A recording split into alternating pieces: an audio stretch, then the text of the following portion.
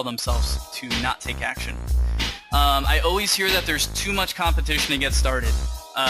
Obviously, I just told you for 10-20 minutes how Amazon's growing at 20% a year. Literally, all of the online e-commerce business in general is just blowing up right now, and it is showing no sign of slowing down anytime soon. So people are just spending more and more money online. I don't know where people get this idea that there's too much competition. It's just not true. Another thing that you always hear is you need a lot of money to get started at importing. Definitely not true as well. Like I said, the reason that people do a lot of times need a ton of money to get started is because they lose a ton of money by falling into these pitfalls, by making these same mistakes that we always see importers make. So you don't need a lot of money. I always tell people you can get started, you can get your first samples and find your first profitable product with less than 150 bucks.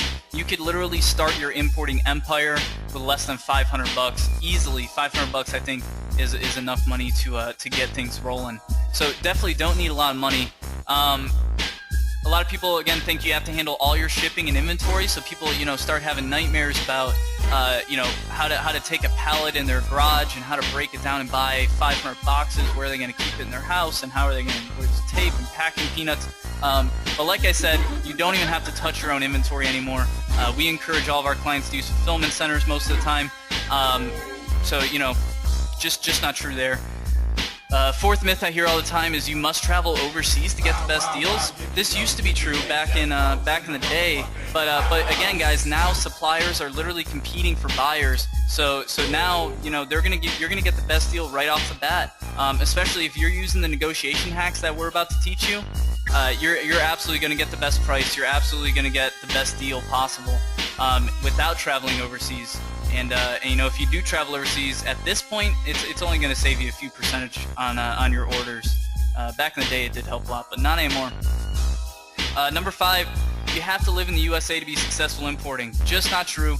Like I said, we have clients that are, we have one in Panama that ships into the US. We have a ton of clients in Australia that sell in the US. We have a ton of clients in the UK that sell in the US and the UK.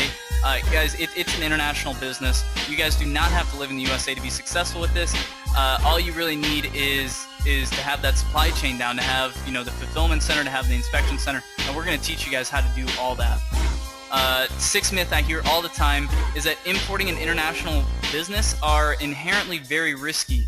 While any business is risky inherently, because business is risky, importing an international business are no more risky than any other type of business, I would say. Especially, once you know what you're doing, once you know the things to look out for, the red flags, the green flags, you guys, this is going to be one of the lowest risk businesses that there is. So guys, definitely I encourage you guys to write those down, take a screenshot.